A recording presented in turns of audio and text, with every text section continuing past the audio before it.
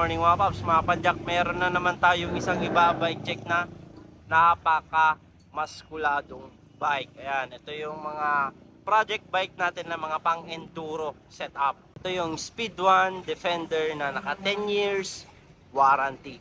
Makikita nyo naman yung build natin. Wala kang masabi dito kundi wow, pogi. Huwag na natin patagalin, isa-isahin natin yung mga parts na kabit dito. Unahin na natin dito sa frame nya. Ito yung Speed 1 Defender. Do whatever you want.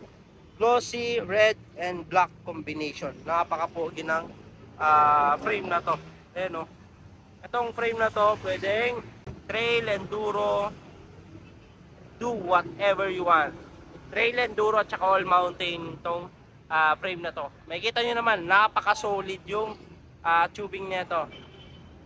True axle, non-boost. Ayan o. Meron siyang seat post support.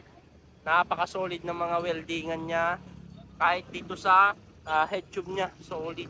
Ang kakapal ng tubing. Ayan, naka 10 years warranty. Para sa mga first owner lang yung 10 years warranty niya. Dito naman tayo sa fork niya. Naka Santur Auron na pang enduro na 160 yung travel. Meron siyang high speed at saka sa low speed compression. Naka PCS EQ equalizer. Napakaganda na build natin. Ito naman tayo sa handle grip niya. Pops Pro 2 na anti-slip, payat na pataba. Napakaganda. Yan. Ito yung maganda pag sa mga pang trail, kahit sa long ride, para hindi masyado nangangala yung kamay mo kasi nanyo yung kapit. Yan o. Yan. Ganda. Ito naman tayo sa brake set. MT200 brake set. Jore M6100 na shifter. Pops Pro 2 handlebar.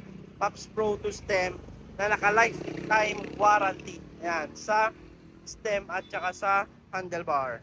Yan, yung handlebar natin, mid-rise back sweep. Ayan, para hindi masakit sa kamay. Ganyan kalupit yung handlebar natin. Yan, sa gulong naman natin, Continental Trail King. 27.5 by 2.4. Ayan, pang enduro. Sa rim naman natin, wide rim na Saturn Calypso, Pops Pro 1 spoke, Pops Pro 1 hubs. Ayan, yung hubs natin non-boost, pero yung pinagkabitan natin boost type. Gumamit lang tayo ng adapter. Sa rotor naman niya 180. Tignan nyo naman yung tindigan ng bike na to. Napaka-stick. Ito naman tayo sa saddle niya. Ito yung Pops Pro 2 saddle na napakasarap upuan. Ayan. Meron siyang butas with cover. Ayan. Kagandahan ng saddle na to, hindi na siya yung naka-staple. Ayan. Cover siya ng nylon plastic. Naka dual bolt, Pops Pro 2, Submit seat clamp. Ito pa yung isa sa maganda sa kinabit natin. Santur Ion na pang enduro crankset 3040.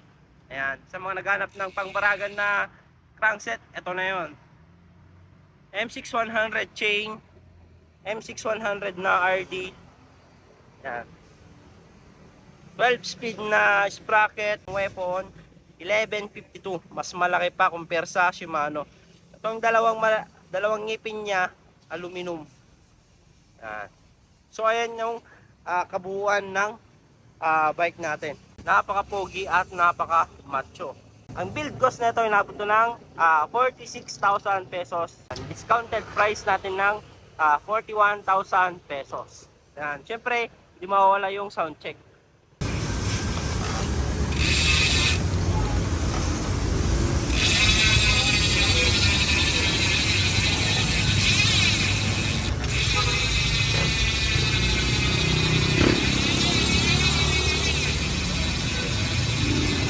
Mga nasa malalayong lugar naman na gusto magpakita ng suportas dito sa Pops Bike Shop at gusto mag-order, ayan, visit lang kayo dito sa mga legit account namin. Dito lang kayo pwedeng makipag-transact para legit at di kayo may scam.